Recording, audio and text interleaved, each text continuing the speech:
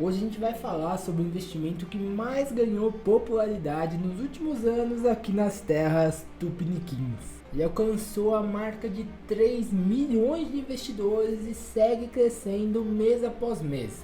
A gente já tem quase 200 bilhões de reais investidos nesse tipo de investimento. E seguindo na contramão do que acontece com a grande maioria dos ativos, que a gente tem uma dominância esmagadora da pessoa física, do varejão da massa. Eu estou falando dos queridinhos do público, os fundos imobiliários. Mas nesse vídeo eu vim na contramão de todos esses números, porque eu quero te falar porque eu não invisto mais nos tão populares fundos imobiliários. Para fazer sentido, para você entender a minha estratégia, antes eu preciso deixar claro quais são os principais motivos que acabam atraindo as pessoas e fazendo elas investirem e gostarem tanto dos fundos imobiliários. O principal deles, na minha opinião, é o mais escancarado. É provavelmente o único motivo de investir em fundos imobiliários de 90% dos seus investidores, que é o famigerado dividendo mensal isento de imposto de renda. O brasileiro ele é fanático por renda mensal, tanto é que a maioria das pessoas que está endividada hoje chegou nessa condição, justamente porque quando vai comprar alguma coisa, nem se liga tanto no valor total do que ela está comprando, só olha se a parcelinha cabe no bolso. Outro ponto muito relevante aqui, que tem atraído muita gente, principalmente iniciantes, novatos da bolsa de valores, é a grande acessibilidade que os fundos imobiliários têm. Aqui, o fato de você conseguir investir a partir de R$10 trouxe muita gente para conhecer os FIIs. A pessoa vai lá, investe seus 10, 20, 30 reais. No mês seguinte já começa a receber os primeiros centavos de dividendos. Vai se animando e vai investindo cada vez mais. E por fim, o terceiro desses principais motivos é a segurança, ou como eu prefiro dizer, a ilusão dela. Pois é, a ilusão de segurança. Porque dentro do mercado de fundos imobiliários existem algumas dezenas de fundos que se passam por seguros, mas na verdade, ao investir o seu dinheiro neles, você está correndo um risco que ele é até difícil de ser medido. Isso porque existem muitos fundos imobiliários que têm uma carteira de imóveis ruins, seja porque esses imóveis ou não são muito rentáveis, ou porque eles são mal localizados, ou mesmo porque o inquilino que está lá pagando esse aluguel não é dos melhores, né? Fora os tantos fundos de papel que na verdade nem em imóveis investem, mas sim servem para financiar dívidas imobiliárias de empreendimentos super alavancados e que em muitos casos tem uma alta chance de não dar certo, de acabarem dando um calote nos seus investidores. Ou seja, em resumo, é uma renda fixa ruim. O grande problema aqui é que é difícil para o investidor comum medir todos esses riscos e entender realmente onde é que ele está colocando o seu dinheiro. E aqui eu nem vou entrar no mérito do custo de oportunidade, afinal a gente mora no Brasil, o país da renda fixa. Então a cada R$1 que você deixa de investir em título público, ele precisa de minimamente te render 15% ao ano para valer o risco e a potencial dor de cabeça. E quando eu olho para esse cenário, eu entendo que atrai as pessoas, mas eu não consigo justificar eu colocar o meu dinheiro em fundos imobiliários. Ah, Gustavo, o que eu devo fazer então? Colocar tudo na renda fixa? Essa até é uma opção, mas está longe de ser a que é mais eficiente. Tá certo que nos investimentos não existe uma receita de bolo, não dá para falar que algo vai funcionar para 100% das pessoas, mas dá para a gente usar o estudo do que aconteceu no passado, um pouquinho de lógica, sabe, o bom senso, para a gente montar uma estratégia de investimentos que tenha uma chance maior de funcionar e de quebra ainda te garanta noites de sono bem tranquilas. No caso dos investimentos, na minha opinião, nada supera a estratégia das pontas, que basicamente é o seguinte: você coloca todos os investimentos que existem em uma escala de risco. De um lado você vai ter a renda fixa mais conservadora possível, que seriam os títulos públicos, aí você vai aumentando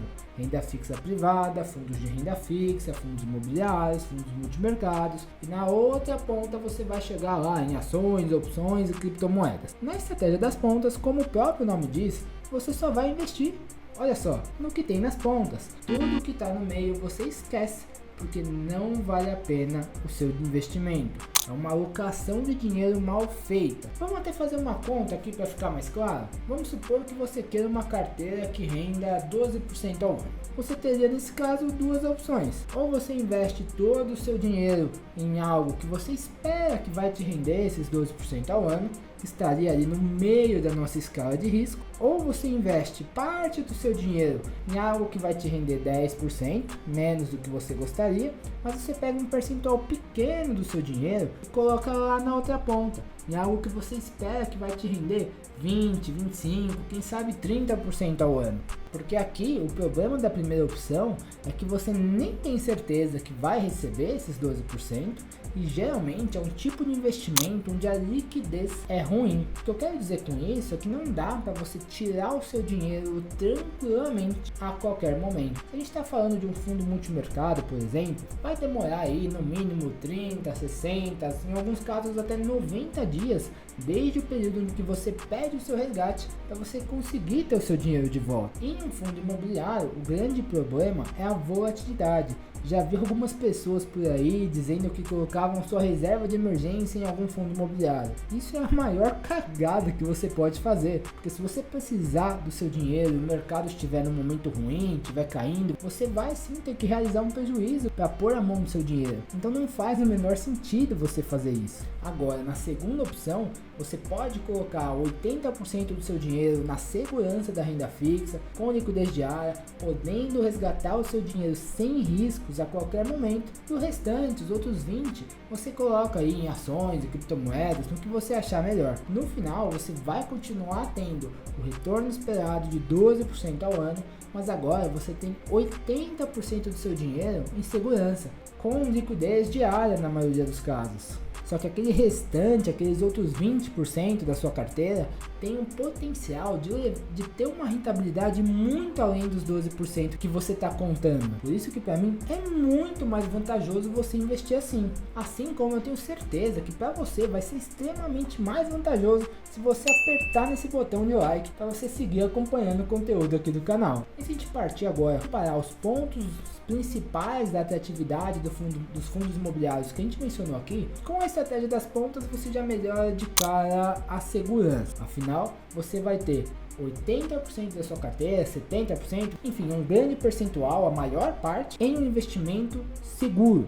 onde você vai poder resgatar seu dinheiro a qualquer momento e você vai poder dormir tranquilo. Agora, quando a gente olha para acessibilidade, aqui seria um caso de empate. A gente está falando de renda fixa, você também tem um investimento ali a partir de R$1, você pegar uma conta do Nubank, um CDB de liquidez diária, por exemplo, e nas ações você tem várias ações sendo negociadas na faixa de R$10 e às vezes até menos. Ações de boas empresas, é claro, como é o caso de uma Itaúsa, Copel, Klabin, Sanepar e por aí vai. Ah, Gustavo, mas e o dividendo mensal? Calma, meu garoto, eu não esqueci de você.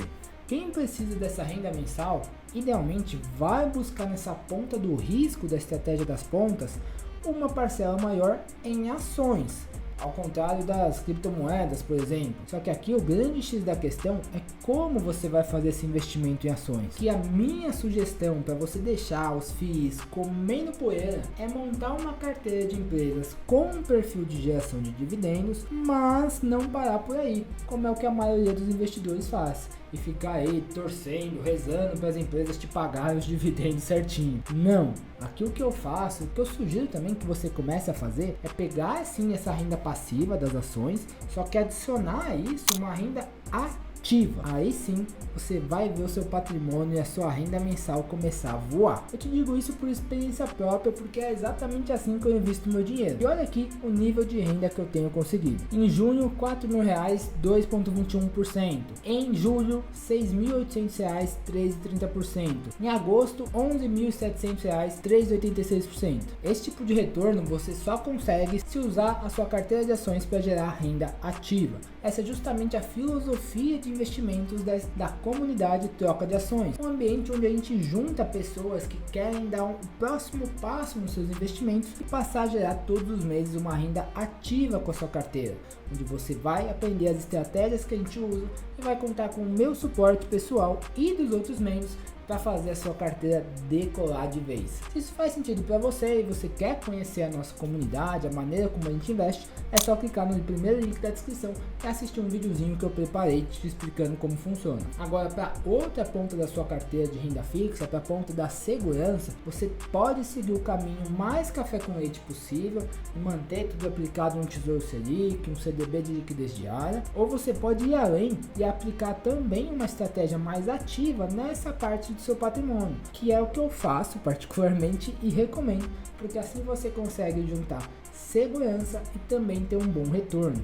Para você entender melhor o que é que eu estou falando, como é que você faz isso, eu vou deixar aqui do lado esse vídeo para você assistir, onde eu mostro o que eu considero uma baita oportunidade de investimento quando o assunto é renda fixa no Brasil.